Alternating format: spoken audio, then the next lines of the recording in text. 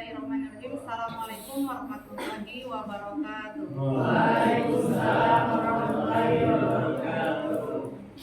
Alhamdulillah kita bisa berkumpul kembali. Mungkin sudah yang keberapa kali nggak tahu ya. Kita masih membahas program akhir atau program NIHI ya. Kalau kami namanya itu program NIHI. NIHI itu adalah kelas akhir. Jadi kita masih membahas dan menyelesaikan permasalahan-permasalahan atau program-program yang harus anak-anak lewati semuanya. Baik anak-anak, di sini kita terfokus kepada masalah pengabdian karena ini waktu sudah mepet ya, segalanya sudah sudah waktunya sudah berlalu terus ya, sehingga kita sekarang sudah akhir-akhir. Kemarin kita terputus dengan libur Ramadan yang sangat panjang. Kemudian kami pun pulang kampung ya Ustaz Lukman, pulang kampung karena ayah mertua meninggal dunia. Kemudian kejar lagi datang, ternyata juga cucu juga sakit Ustaz Lukman ya, sakit demam kejang dan lain-lain. Jadi pikiran ini kayaknya masih kesana kesini, tapi juga ini adalah satu kewajiban yang harus kita selesaikan bersama. Jadi kembali lagi kepada masalah pengabdian ini, tadi Ustaz Lukman sudah jelaskan manfaat dan hikmah adanya pengabdian, karena identitas atau ciri khasnya pondok pesantren itu adalah dengan adanya pengabdian. Pinternya anak itu ketika belajar dan akan lebih pinter lagi ketika dia sudah mengajar. Kenapa? Ketika kita belajar, kita hanya belajar, kewajiban kita sebagai siswa, sebagai santri belajar. Naik kelas 2, naik kelas 3, ilmu kelas 1, kelas 2 hilang. Naik kelas 1 alia, ilmu yang kelas SMP pun dah hilang. Dan begitu selanjutnya. Nah, ketika pengabdian ini, anak-anak akan tertuntut untuk mengulang kembali pelajaran itu. Dan disitulah terkadang kita baru ingat. Ternyata kita sudah belajar ini, tapi kok nggak ingat ya? Nah, sering terjadi seperti itu. Umi masih ingat sekali. Waktu Umi mengabdi pertama kali ngajar fikih, Ustaz. Ngajar fikih, kemudian menjelaskan syariah itu ada hadis masalah toharoh, kebetulan itu masalah apa kemarin itu ya Umi tidak ingat. Ketika ditanyakan kepada ustazah senior, kemudian dijelaskan, nah seharusnya itu kan ingat. Tapi kenapa kita tidak ingat? Karena kita tuh hanya belajar ya. Tidak mengingat kembali karena kita sudah mengingat pelajaran yang kelas berikutnya. Paham? Nah, seperti itu. Nah, tapi nanti kalau antum dengan pengabdian, baik itu antum mengajar ataupun pengabdiannya nanti itu di SD, MI ataupun yang lainnya, itu antum akan belajar kembali, membuka buku, belajar, bertanya. Dan disitulah ketahuannya kita, kualitas kita tuh ketahuannya ketika kita tuh mengajar. Tahu kualitas? Kualitas diri kita tuh ketahuan ketika kita itu mengajar. Seberapa banyak kita membaca buku sebelum mengajar, segitulah kualitas kita.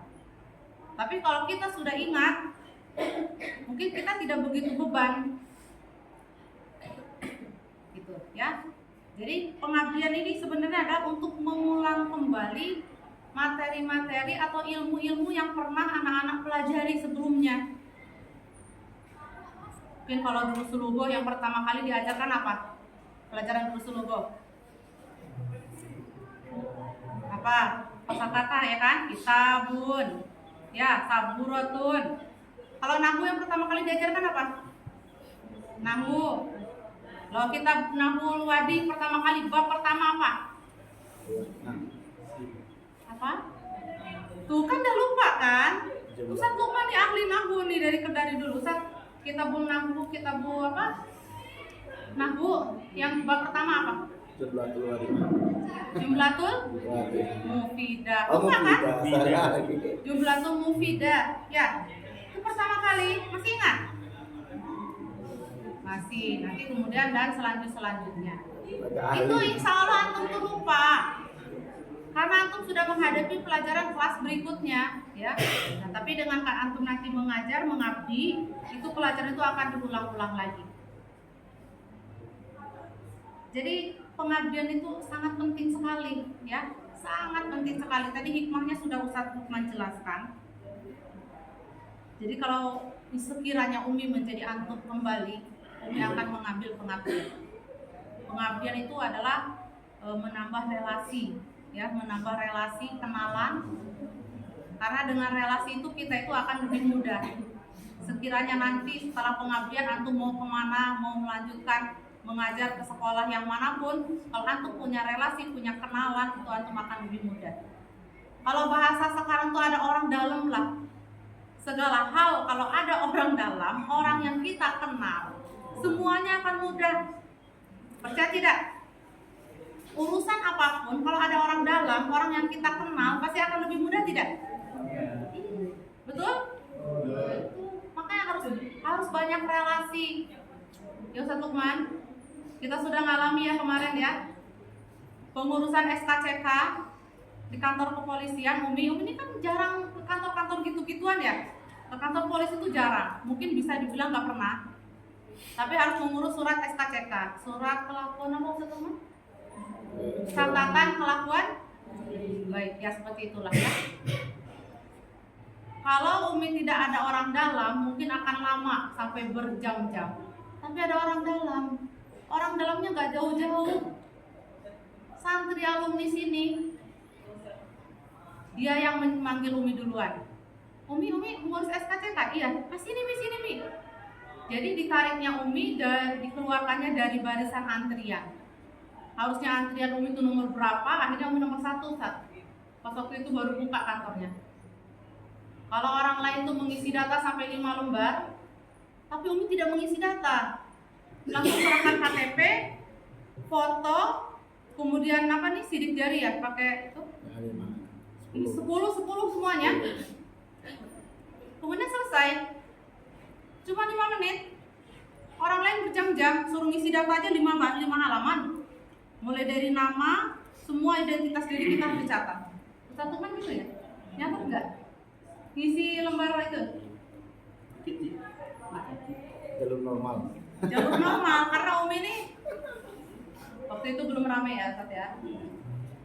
Nah itulah ya, kita relasi itu seperti itu. Untuk mempermudah segala urusan kita harus banyak kawan, banyak relasi. Antum tuh relasi pertama anggaplah di dalam pengabdian ini.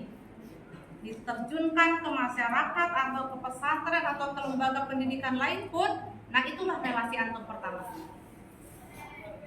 Untuk membuka peluang-peluang ke depannya.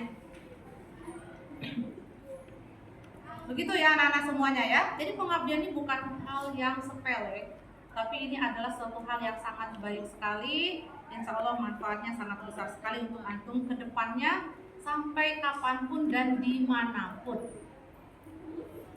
Tadi sudah Ustaz Lukman jelaskan. Nah, di sini Umi tidak akan lagi memperpanjang karena insya Allah antum semuanya juga sudah paham. Di sini teknis penempatan pengabdian, kita ada penempatan yang ditempatkan oleh yayasan. Ditempatkan itu tidak mesti di Anikmah, bisa jadi juga di luar Anikmah, tapi dia ditempatkan. Paham? Ada yang mandiri. Mandiri ini adalah dia mencari sendiri. Kalau dia tidak ditempatkan oleh yayasan, maka nanti dia mencari sendiri.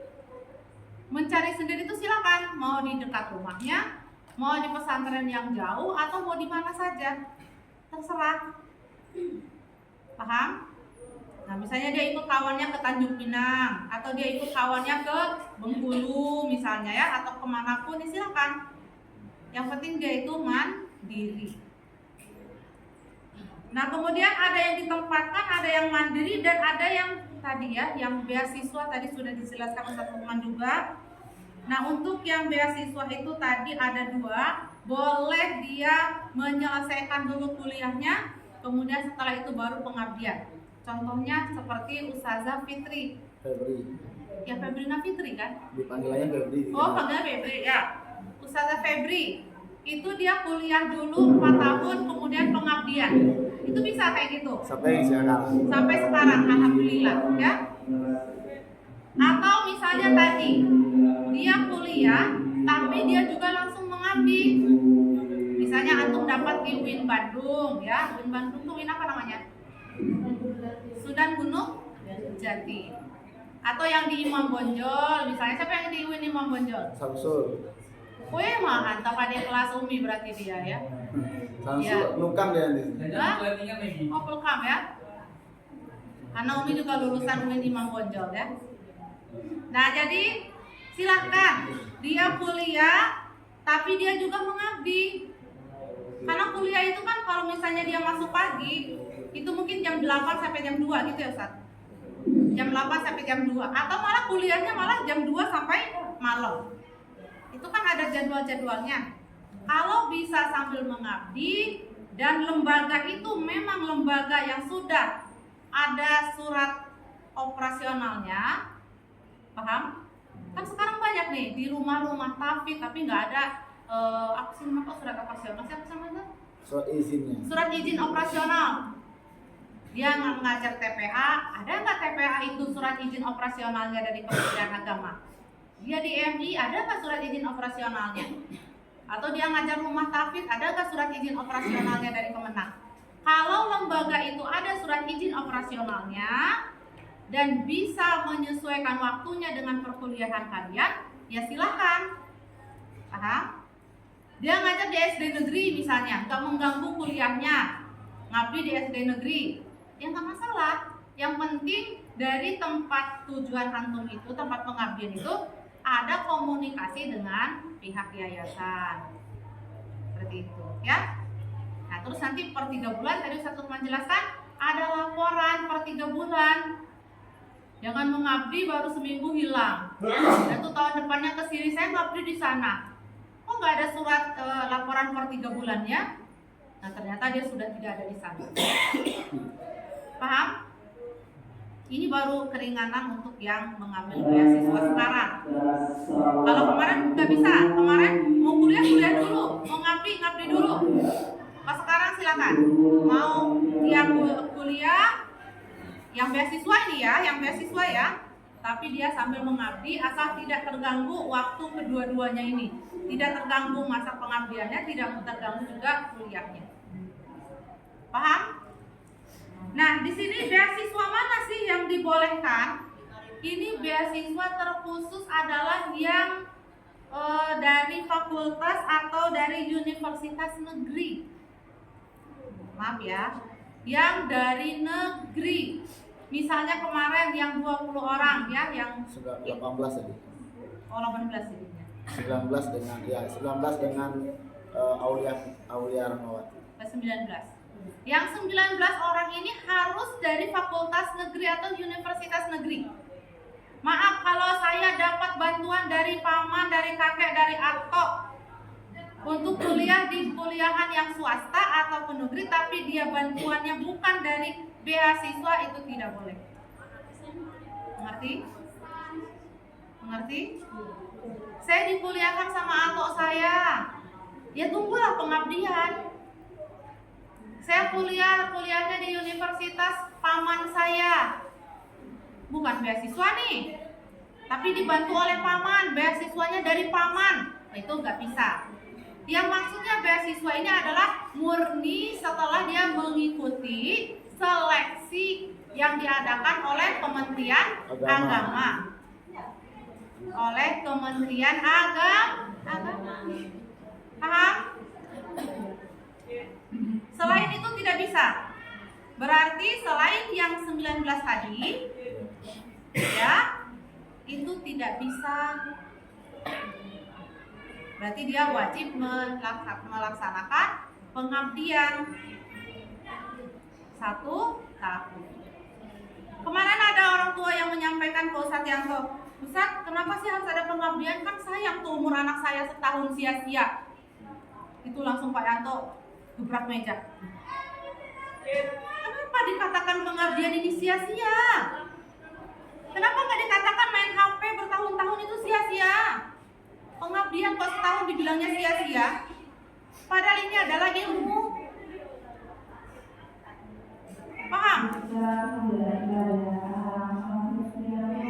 Tadi kata Pak Lukman, kalian tuh di dalam pengabdian itu belajar bagaimana mengembangkan kemampuan skill komunikasi. Karena Umi lihat di antara Rijal ini nih, Rijal nih, yang sudah bisa komunikasinya bagus, ya, yang mana nih? Antum itu masih lugu-lugu, tahu lugu? Yang Nisa juga masih lugu untuk komunikasi, masih kaku, tahu kaku? Masih kaku, masih apa ya, malu-malu, masih takut-takut.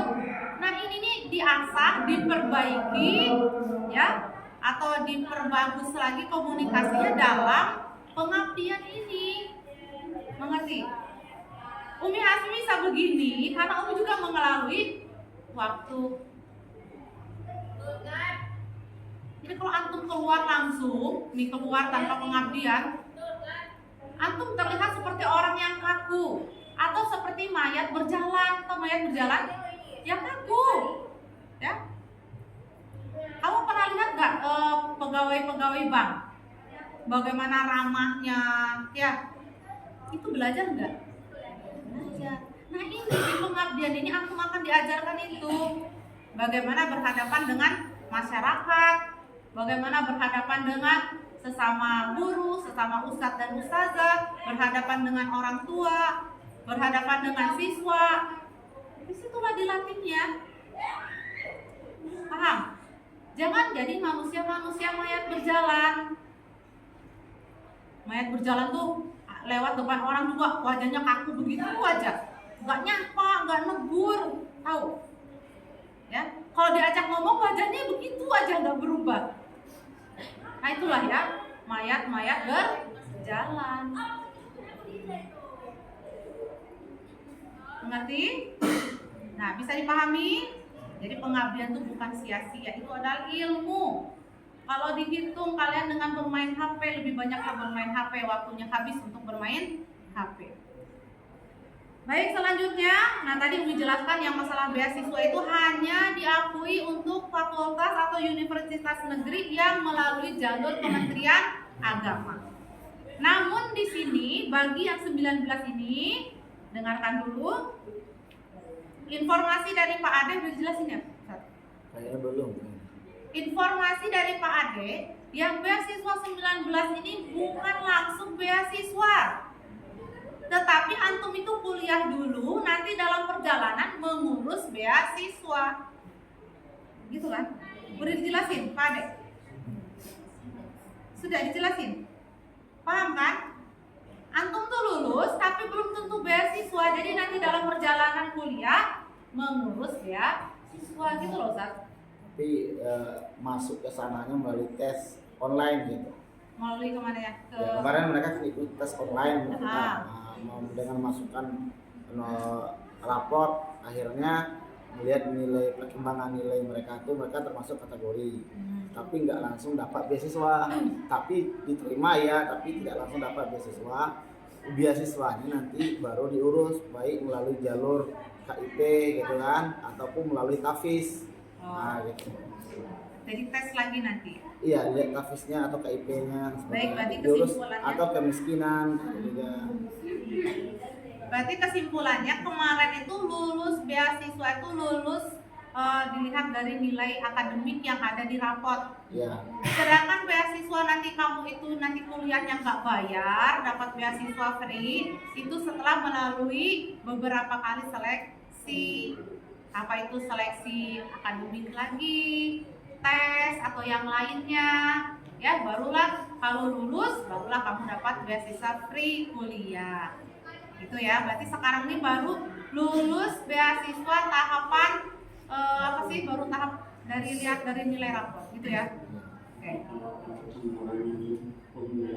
Pengurangan uang kuliah masuk beasiswa nggak?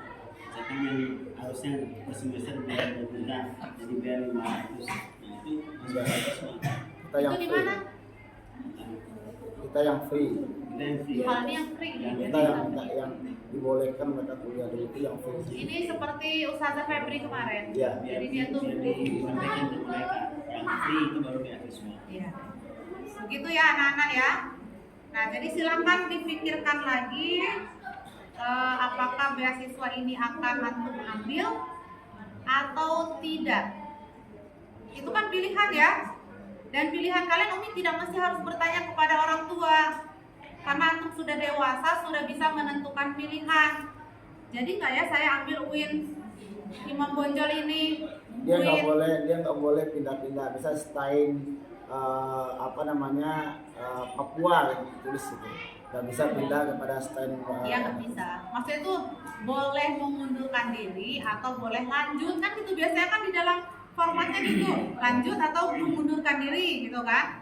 Nah di sini jam 19 ini Umi ingin tanya satu persatu nih, apakah mau lanjut atau mau mengundurkan diri? Coba lanjut nih. Siapa aja yang beasiswa angkat tangan, coba yang Nisa dulu.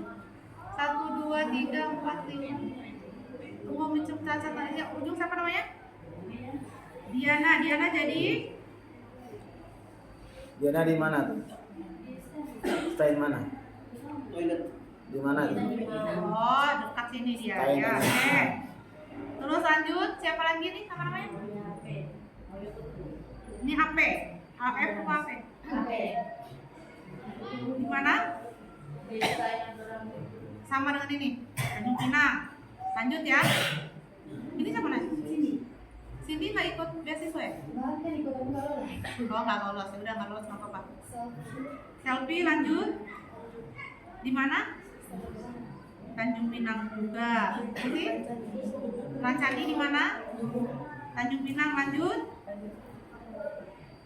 Padahal kamu tuh udah di booking si Hasbi. Siapa namanya? Amel. Amel, di mana Amel? Tanjung Pinang. Ambil.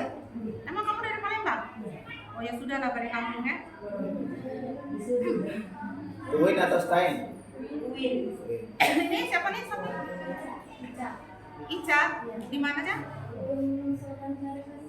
Tanjung Pinang. Oh, Pekanbaru. Ambil. Lanjut. Iya. Tiara? Nggak ambil. Tiara lulus. Belakang selfie? Enggak. Belakangnya ini Rancani. Sarah. Sarah. Di mana? Tanjung Pinang ambil. Terus siapa lagi nih? Indah ya. Di mana? Ambil. Siapa namanya itu? Sinta Amelia di mana? Enggak.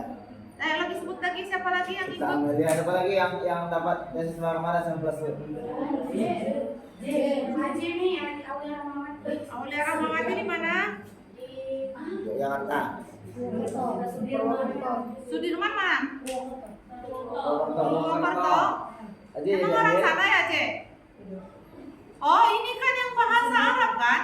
bahasa Inggris. Oh, bahasa Inggris. Yang kalau ini perguruan tinggi negeri umum. Siapa lagi? Siapa? Alia Putri. Jadi kemana? Di mana? Tanjung Pinang. Terus Siapa habis dia? Nanti dia suruh ngadap setelah ini. Ada berapa sama Filda satu lagi? Filda. Filda di mana? Tanjung Pinang. Nah, Dia Tanjung Pinang semuanya. Dia lagi cari sakit. murid nih. lagi cari murid. Lagi sakit. Terus siapa lagi? Filda. Rafa di mana? Di Surakarta. UIN. Surakarta. Iya. Rencananya ngambil nih. Udah. Lagi siapa lagi? Sophie di mana?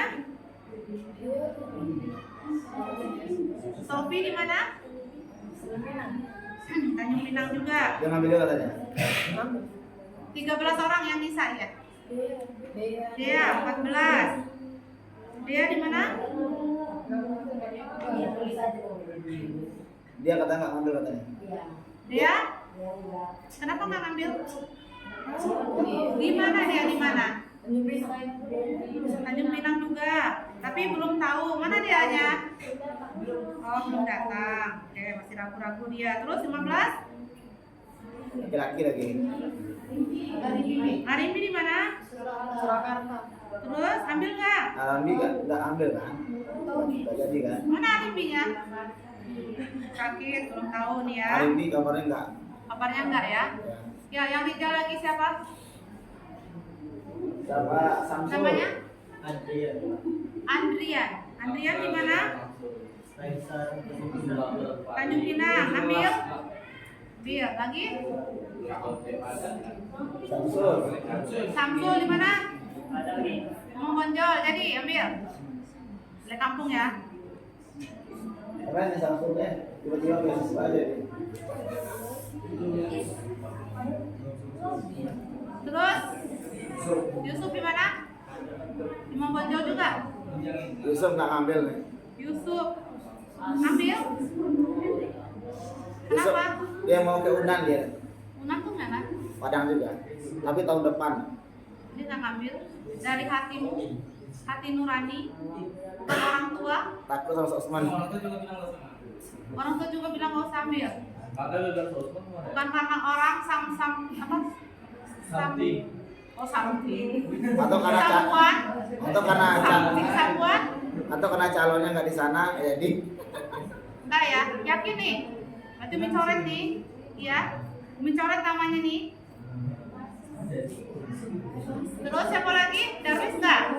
Siapa lagi nih? Ihsan? 3 orang tuh. Oh, 3 orang aja ya? Kalau jalur Andrea, mandiri Samsul, nggak masuk Yusuf. ya. Jalur mandiri tidak ya? Tasnya yang mana? Rasa jalur mandiri kan? Udah. Yang 15 19 itu juga. Rasa Tasnya ngambil mana nggak? tasyanya? Mana tasyanya? Rasa nikmatul maula. Iya tasyanya sekarang di mana? Sakit. Di mana dia tuh? Pula sakit ya? Udah maksudnya ngambilnya di Pinang juga. Tanjung Pinang. Karena ini kan masih baru ya, jadi cari mahasiswa. Tanjung Pinang ini kan? Iya. Tempatnya anaknya Ustaz Lukman bukan? Iya. Iya ya. Iya kan Sob? Tempatnya Farhan ya? Iya kan? Ini di situ. Baik anak-anak semuanya, berarti ini sudah positif ya, diambil semuanya. Yang dapat beasiswa yang tadi berapa tadi 19 orang kecuali Yusuf. Yusuf rencananya mau masuk Unan, kemudian Cindy, Arimbi Arimbi. juga rencananya tidak ambil karena nggak sesuai jurusan ya? Ya. Kalau nggak salah dengar seperti itu. Berarti total yang Satu lagi siapa tadi yang masih ragu-ragu? Dea Ananda masih ragu. dua dia juga masih ragu-ragu ya. Mimi Sabitri.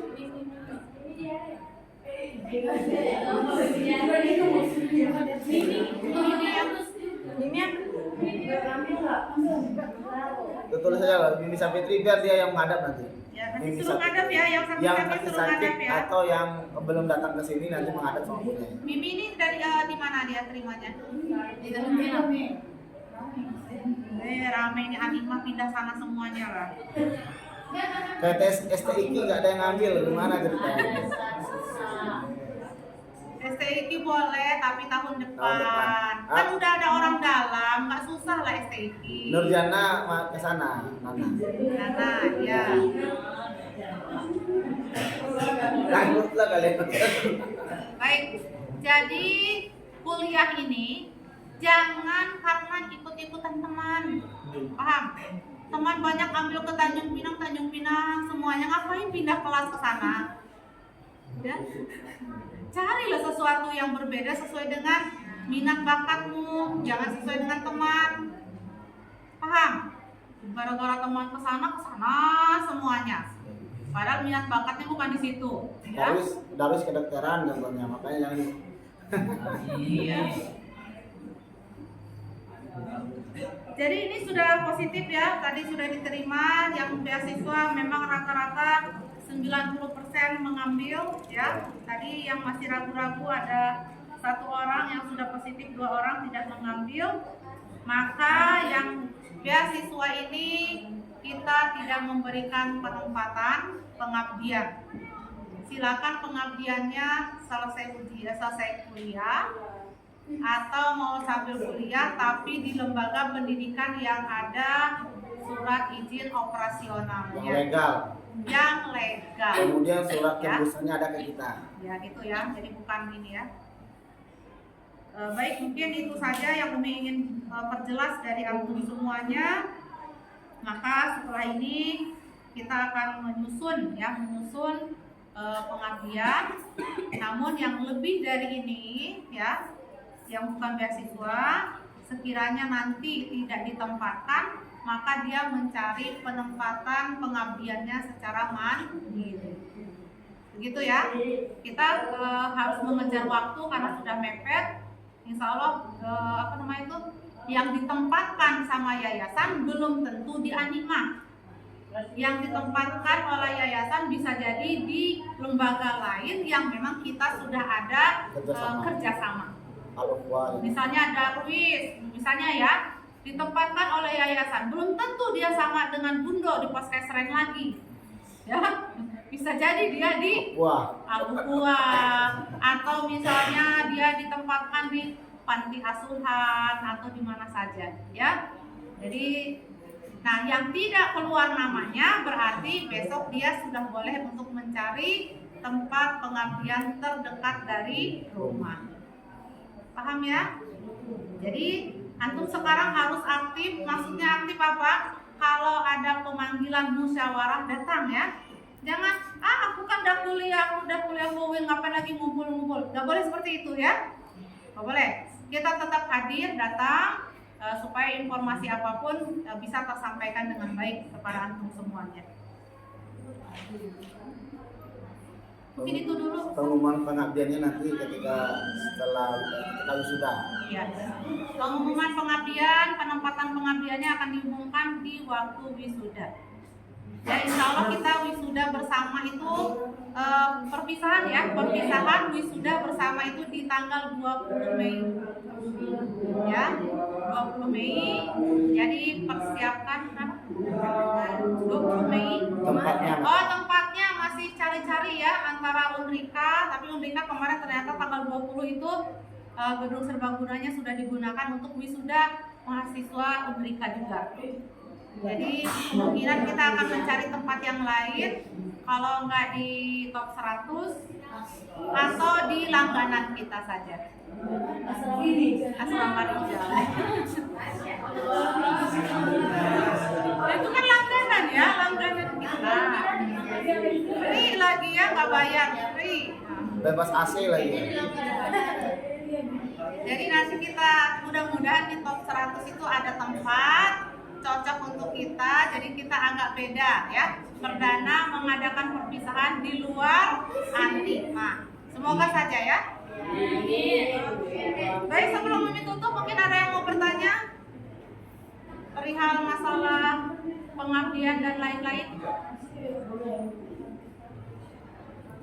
Tidak ada? Kalau tidak ada pertanyaan, Umi pertegas lagi, pengabdian ini wajib untuk syarat pengambilan ijazah. Mengerti? Ya, wajib untuk pengambilan ijazah. Pengabdian ini cuma 1 tahun saja. Kalau kuliah 4 tahun, pengabdian 1 tahun. Baik, mungkin itu saja yang Umi sampaikan. Nanti insya Allah ke depan kita akan musyawarah lagi sampai terselesaikan dengan baik. Silakan Indah duduk Indah. Akhirul kalam. Assalamualaikum warahmatullahi wabarakatuh.